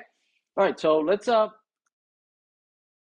implement a user interface for this. First, we'll add the reducer to the store. There it is, and we'll say add reducer, right? And then we'll create a user interface in index.tsx. Here we'll create a little index, a little user interface that will create a little calculator right, that will have the input fields, right, for A and B, and then it's going to display the summation that lives in the reducer. So here's an example of combining local state variables not accessible anywhere else. Well, I guess I could share them through children, but typically, right, we would use them just for local storage, right? So, but I'm splitting the state between some local state and the application state, right? Redux state, right? Not that I would want to do that, right? But I'm just illustrating, right, that you can have some state live locally and some state live application state, right? And we can always collaborate. Um, and um, and obviously, you would only put it in the application state if you really want to make everybody aware of this data. Should it all live in the application state? Well, maybe not. Not everything should live in the application state, right? So, for instance, if you're going through multiple screens and you're filling out the checkout, right, the billing address, the shipping address, should that information be available throughout the application? Probably not, right? It should be available within that screen, right? You're editing your billing information, right? Your shipping information, and so that form, right, typically is implemented just using use state, local state variable, right? Now, when you're done and you save, probably that's going into a database. Probably then you can copy that value back into the state because you might need it in the next screen, right? But as you're interacting with that screen, probably most everything will be implemented using just local state variables like use state, right? But again, if some data needs to be available elsewhere, right, you might take that data locally, you would massage it maybe, right, and then you would copy it into the application state so that it would be available maybe in the next screen. Maybe you have like a dialogue or dialogue boxes, right? So yeah, the addition of A and B lives in the Redux state, right? So we have dispatch. We're going to send the summation of A plus B. We have add Redux, which is A and B, and the total sum. You're displaying everything. I guess we should be. Let's add this to our Redux examples here. This is the add Redux. Add Redux, like that. And right now we have, 12 plus 3 is 0. It doesn't know how to add. Oh, there we go. But if I do add, then it adds it. Right, so let's take a look at how it's implemented. So we have 2 input fields, and they are rendering the local state. Right, they're rendering the local state. They're parsing the input fields of A and B, right? And if as you're typing, right, it parses it into an integer and sets it into A and B, always as integers. Make sense? Now when I click on Add Redux, it dispatches, right, to the Redux function, right, a reducer function. Notice we're passing an object that contains A and B, properties A and property B with values of A and B, right? So this function, right, makes it into the add reducer here. This function, the payload contains A and B in the payload, right? And then we extract it, we add them, we update the sum, and the sum is being selected, right, from the reducer state, right, which is then render like that, right? So you get 12 plus 23 is 35. Make sense, right? This is gonna come to you understanding it, once you have a chance to practice it, right? Certainly, not until you have done it several times, you won't see the pattern just yet. So please go through these exercises in the lab, right? That it'll give you a chance to, become more familiar to it. So let's do a more ambitious example of a to-do list where the state is going to be an array, right? So this was the implementation of the to-do list, right? First we'll implement it using regular use state, right? Let's take a look at implementing it just plain old use state, right? So let's implement this here. So we'll do Redux here, new to-do list, right? And in the to-do list, we're going to declare, right? We're going to declare a state variable that contains the an array that contains just two to-dos, right? And let's display that in our Redux example, our to-do list. So to-do lists right here, I believe, and there it is, right? So we can add an element to the to-do. Let's make this a little bigger. We can add, so we can add any number of to-do items. We can edit it. So we can click on edit. It copies it here, and then you can, you can type in something here. You can say update, and notice it updates here, or you can remove any element, and it updates the state. Okay. All right. Right, so let's take a look at the implementation, right, using the state, regular use state, right? It's pretty much what we've done already on implementing the arrays, right, crowding the arrays. We've done that already. This is a little more involved because the items in the array are objects, right, and they have primary keys, and it's a complex data types. But let's take a look at it. So we have the to-dos, we have the set to-dos. And we also have here a representation for this little text area over here, right? So that we can create a new to-do. So this is it. Also, it allows you to edit a to-do. So it allows you to, say new to-do. So that's the to-do, and so it allows you to add, but it also allows you to edit an existing to-do, right? So I call it just to-do.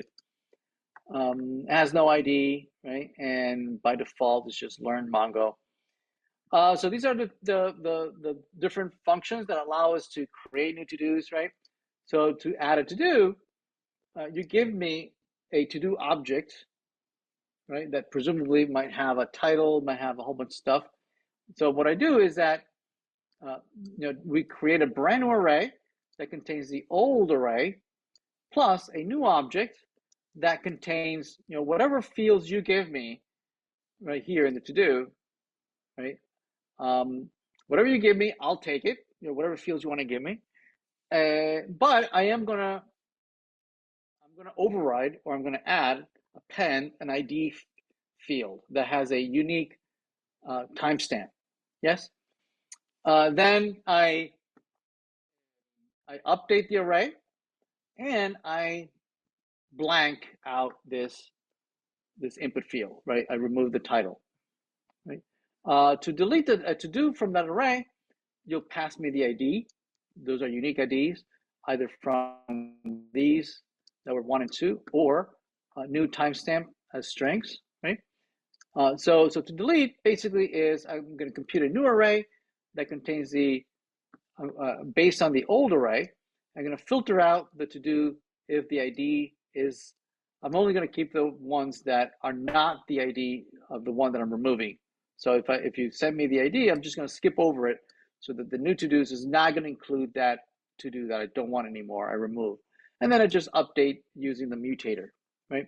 Update to-do is a little more involved, right? Is basically creating a new array of to-dos based on the old to-dos, but as I am iterating over each to-do, I'm checking to see, is this the to-do that you want to update? Is it? If not, I'm just going to keep the old to-do, right? So I'm basically over the whole array, saying, okay, are you the one I'm editing? No. Okay, I'm going to keep it. Are you the one I'm editing? No. I'm updating? No. Okay, I'm just going to keep you, right? So I'm keeping each one of them. But if it is the ID of the one that I'm changing, if the item ID is equal to the ID of the to-do that I'm updating, then I don't keep the old item. I keep this new to-do that you're passing me, right? With the changes, presumably, right? Then once I have this new array with one of the items having been updated, and then re-renders with the updates, and then I blank out the editor over here. Make sense? We have buttons to add a to-do, right? Where the to-do is whatever that is, right? This is the to-do for the input field. There's the input field, right? That you can only change the title, right? Where you override the old to-do, right? And you just change the title. So add to-do will just append that to-do at the end of the array, whereas update will take whatever changes you did to that to-do item, right? And will replace the one for that ID, right? And then just finally at the end, it's just the delete button. Works the same way as before, right? It's just filters out that particular item with that ID, and then edit just selects and copies this to do into the field so you can edit it. And finally, we just render the title, right? So it works, right? But let's refactor this, right? So first, let's break this up into two smaller components, right? For instance, the this right here, right? When I'm iterating and rendering all this, I have buttons. I have two buttons. I'm displaying the title. I could also have other things. I could have checkboxes. I could have drop downs. I could have a whole bunch of other stuff. Maybe I could have a date picker in there, right? When it's due, or a checkbox so I can say it's done, right? Or maybe a drop down where I can assign it to somebody. So this component of just rendering this line here, this line item right there, I mean, that could be fairly complex, right? It is worth, just moving it out into a more, reusable component that I can, kind of forget about some of the details, right? So let's do that. So let's create a to-do item, right? And we're going to move all that line item in there, right? And copy and paste it in there. But notice that it's the same line that is here. Sorry. So this line item right there is the same as that line item that is already in the to-do list. So I should be able to just replace this line item, right, with that to-do item and just be able to pass. The only thing I need to pass is to do, delete it, and set to do, right? So let's do that. I'm just gonna, I could just remove that. I think, yeah, I'm the to-do item, so I'm just gonna do that. I'm just gonna copy that, right? And so I'm just gonna replace it with that. And we'll have to import the to-do item.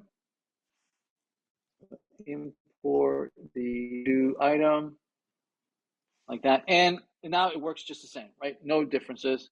Works just the same. So I can add. There it is. I can edit, right? 1, 2, 3, update, right? I can delete.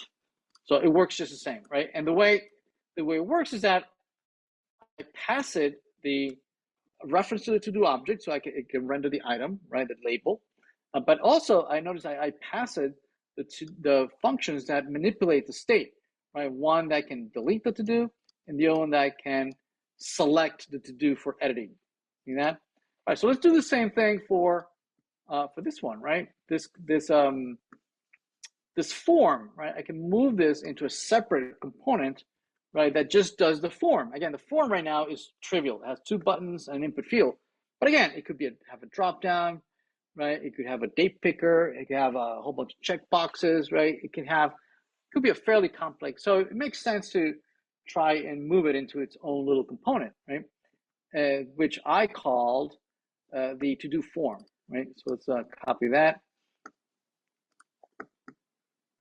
Right, so to-do form, and what I do here is I'm just gonna, it's basically this whole thing, right?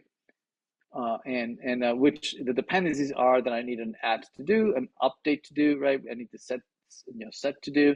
I need all that, right? All those dependencies, right? I am creating those dependencies. So let me create that to do, the to do form here. I can just replace this with the to do form. I'll just have to import the to do form, import to do form. There it is, right? And then this just works the same way, I think. Learn, right? So if I refresh, I can add, right? I can edit, right? And I can delete, right? So it works just the same. But now notice that my component just became so much more easier to read, right? Instead of having 100 lines of code, well, now I only have to read 45. So it's much easier to read. Yes? All right, so let's go further and refactor this so that, instead of using these, these functions and this data type, all this, instead of maintaining its own state, right? Let's refactor this using Redux, right?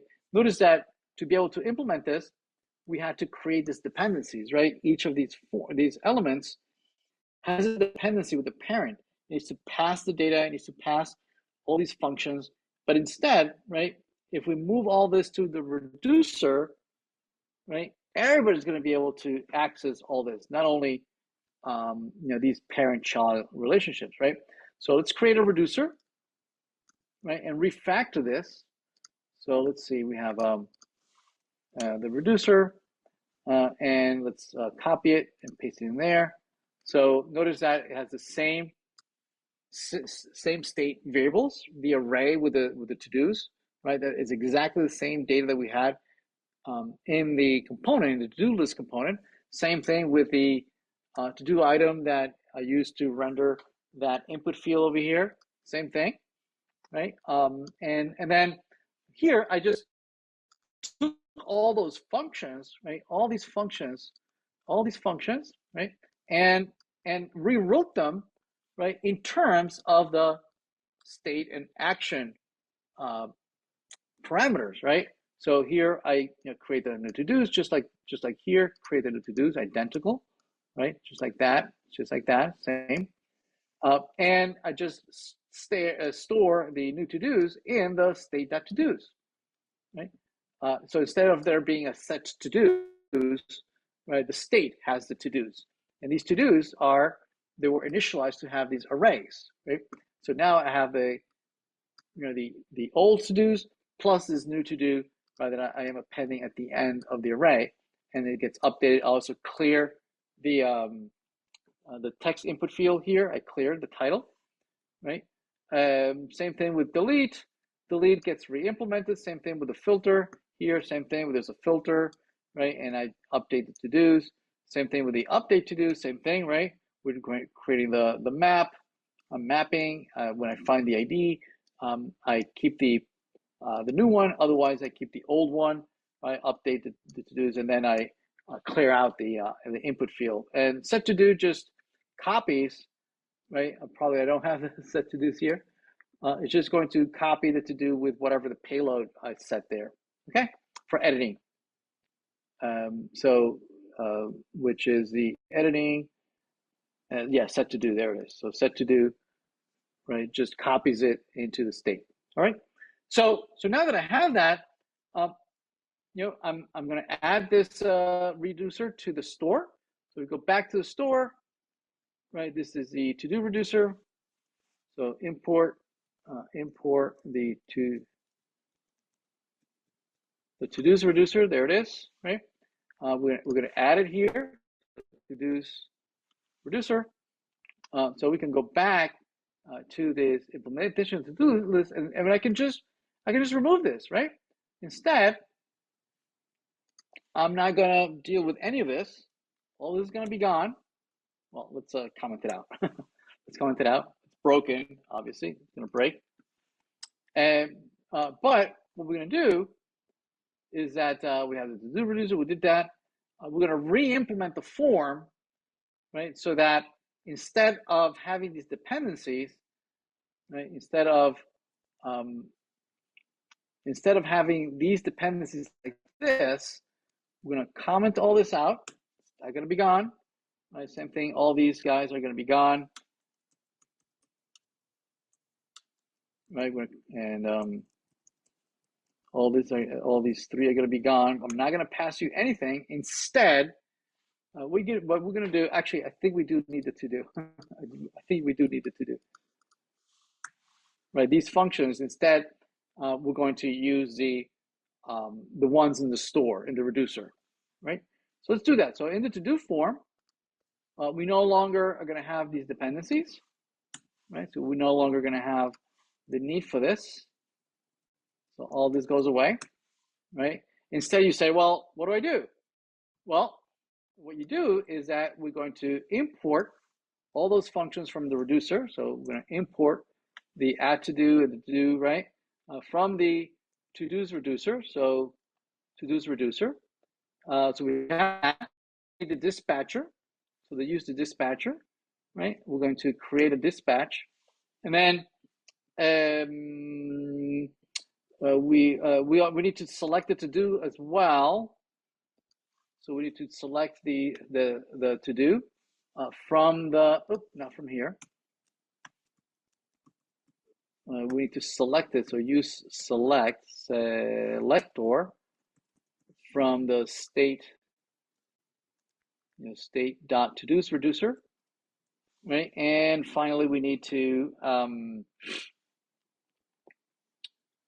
any. And then these have to be used to dispatch, right? So we're going to wrap all these into dispatch, right? And we're going to wrap all these into dispatch. So like that, dispatch, and this one too. Set to do is also set to do. And we're going to wrap this here, right, with dispatch, like that.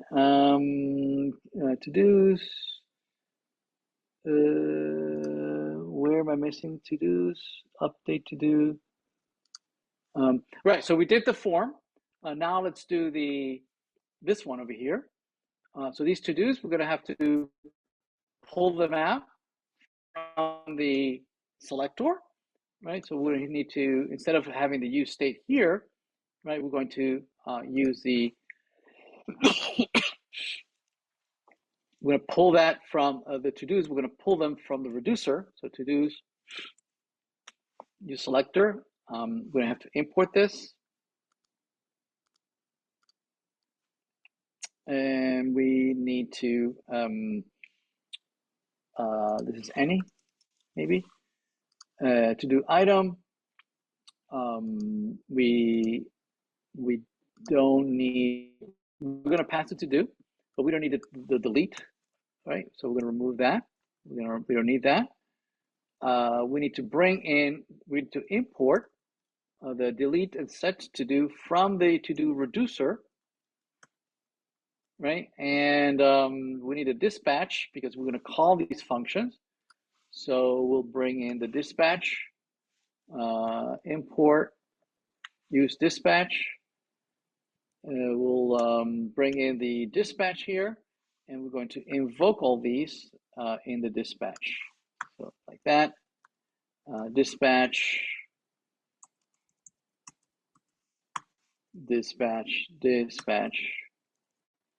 I think that's it.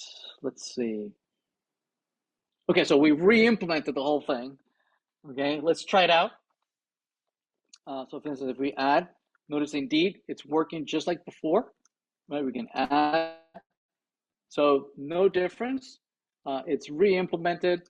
And I can edit, right? I can update, I can delete, right? So it works just the same, but notice that I have removed the dependencies.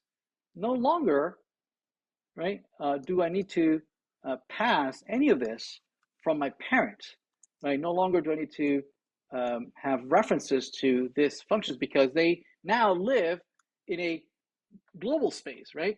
Now they're accessible from anywhere. They can be imported from anywhere. I don't need to pass them as an argument and create a dependency between my parent and my child, right? Same thing here. I don't need to, right? I can remove the dependencies from the parent and the child. Well, I do need the data. I need to pass in the data, and I no longer am responsible for maintaining any of this data, right? The to-do list is no longer responsible for maintaining that. Instead, that has been centralized into a reducer, right? That can be accessed from any one component, right? And notice how my component, my user interface, becomes so much more compact, so much more smaller, right? Much easier to implement, to think about, right? Without having to, add the complexity of maintaining the state, right? I just care about, right, rendering content, right? So now there's a more defined set of roles, right, where the React component is only responsible for the rendering part, right, and the reducer is only responsible for maintaining the state. Notice that in the reducer, there is no user interface concern, right? So there's a nice little division of concern, right? The reducer is only concerned with maintaining the state of implementing kind of like a state machine, right? Where you're given an event, and these are the events that make the transition from one state to the next. We are given the prior state where we are, in one of the states of the applications, and then we need to compute what the next state is, right? And here it is, right? We are saying, well, the state now is this, right? So yeah, it's basically a finite state machine, right? All right. All right. So yeah, so that concludes our coverage of Redux, and if you could all work on these lab exercises, and then what you're gonna do is you're gonna use these skills of maintaining state either at the component level or the application level, right? And then you will use those skills, right, to revisit the Canvas user interface. You'll bring in, you'll use the use state hook. You use also the reducer, right, to re-implement some of this, so that you can edit, right? You can add courses, you can add modules, delete modules, update assignments, right? And so now it will be truly dynamic. All right.